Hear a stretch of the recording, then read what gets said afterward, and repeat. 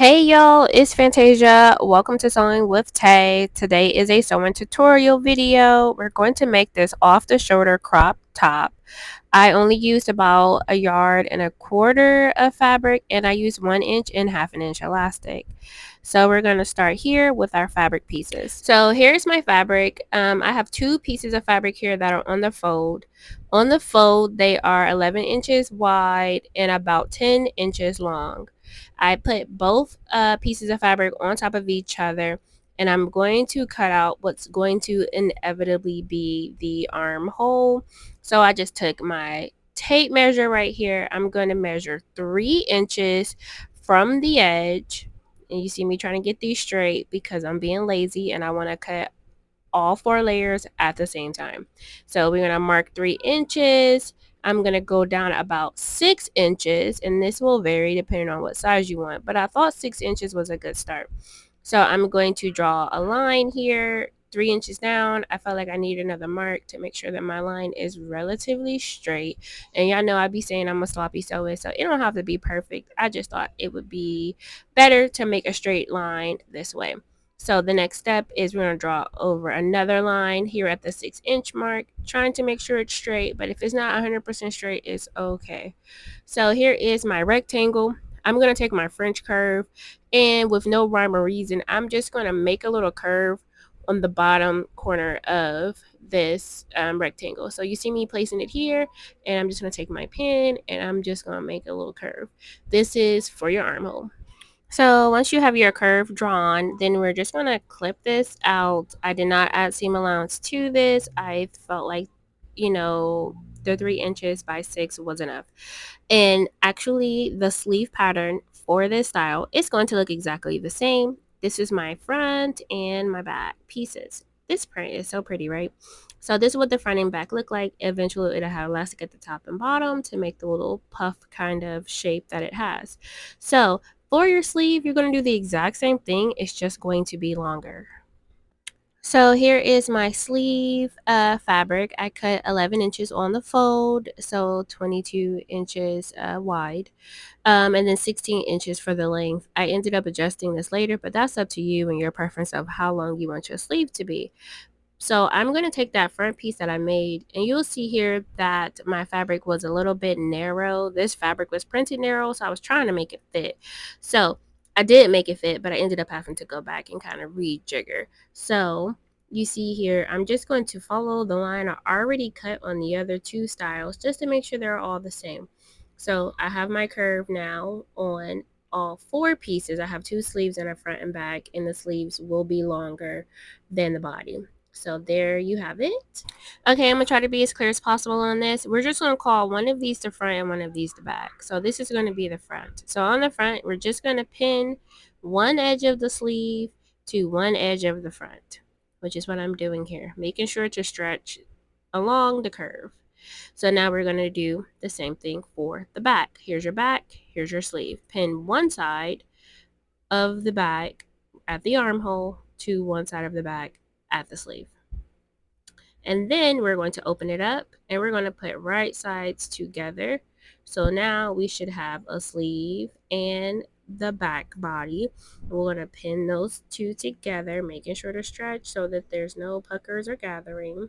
And then we're going to pin the other side of the sleeve to the front armhole.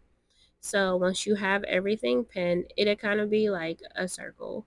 So I'm just going to walk you through this because it sounds confusing. It looked confusing when I did it the first time. And I'm like, I should do this simpler. But basically, you're just pinning the armholes to the front and back, just like that.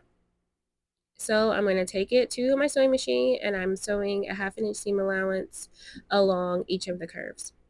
You will have to do this 4 times. There's two armhole curves, the front and the back on each side. So I just sewed all four of these very quickly for you. And I have a serger, so that's how I'm going to finish my seams. There's other ways that you can finish them. You can use binding, or you can just use pinking shears, or you don't have to finish them at all because it's your sample, it's your garment, that's your business. But for me, I just like to use my serger, one, because I have one, two, because it's just the easiest thing for me in my brain. So this is what it looks like when it is sewn together. The next step is to sew the side seams. And we're only going to have two, a left and a right. So you're going to put your sleeve together at the opening and put your hem together at the opening. And you're just going to sew from here to here to here. Real simple. And I'm going to throw some pins in there. I don't really need pins because it's a real simple straight line, but I do it for the video because some people need the visual. So again, I'm sewing 1/2 inch. We're going to sew this 1/2 inch all the way through. And then again, like I already mentioned, I'm going to take her to my serger and make sure that all of my ends are nice and clean, because a clean garment is a happy garment. It doesn't matter how you finish your things, but you should finish them some kind of way. Otherwise, if you wash it a lot, you might end up with a lot of fraying. I do like to keep my serger right on the table with my industrial machine because it just makes it easy when I'm doing things quickly or quicker, just to be able to turn my chair and just quickly serge them. Make sure you clip your threads, and then we are basically halfway through with this. The next step is elastic. I am going to cut my elastic out a little bit smaller than what my width of my fabric is. So once I got my elastic, I'm going to sew two ends together, which I just showed you really quickly. And then I'm going to mark the middle. Basically, I'm going to mark the elastic in fours so I know where the front and back and the left and right is. And then I'm going to do the same thing on my garment. So I'm going to mark the center front by putting the armholes together like that. And then I'm going to mark the center back, putting the armholes together just like that. And then I'm going to do the same thing for the sleeves by putting these sleeves together. And then we're just going to pin the elastic, pin your elastic to the wrong side. So where you mark the center of your elastic, you're going to do the same thing for your sleeve. So here's me finding the center of my sleeve, and I'm going to put the center of my elastic at the sleeve, and then another third of the elastic at the center back, and then another section of the elastic at the other center of sleeve. So I just do this so that the fullness is evenly distributed. So you see here as it maxes out, it equals the length of my top. So I'm going to take this to my serger, and I'm just going to serge the edge of the fabric, catching the elastic along the edge. I typically like to just make a casing and feed it through, but I wanted to try this because I don't do it this way often. So you're basically just pulling and stretching your elastic in between the pins. And then once you have it all sewn on, I'm going to throw in a top stitch by stretching my sample and top stitching right on the elastic, through the elastic at the marrow stitch or the serge stitch to encase it. And that's pretty much it. We're going to do that process again for the hem and your sleeves. So here's me stitching my elastic together. We're going to overlap them flat and throw a top stitch right down the middle of the two to make a circle. So here's our elastic. Once you finish this stitch, you will have a circle of elastic, and this is for your hem. And I put the 1 inch elastic at my hem and at my neckline. So I just finished the neckline. Now I'm going to do the hem. You're going to divide your elastic into fours and mark it so that you can pin it at center front, center back, and at the center of both sleeves, which is what you'll see me doing here again for the bottom of the top. And then I'm going to take it to my serger, and I'm going to serge along the edge, catching the elastic and ensuring to stretch in between. If you don't stretch in between, your garment will not stretch, and it's going to be very difficult to wear. So make sure you stretch it in between. So you'll see me pulling it at the front and back just to make sure that everything is inside of there, under the needle, and being caught in the stitch. Once you have it attached, we're going to fold that elastic down so it's hidden. You'll have the fabric, the right side of the fabric up facing you, and then we're going to do the same thing. We're going to stitch through 2 layers, the elastic and the fabric, and you're going to stretch it in between to make sure that there is no fabric being stitched down and that you can still wear this. So you're going to fold it and then stitch, and then we're going to clip our threads.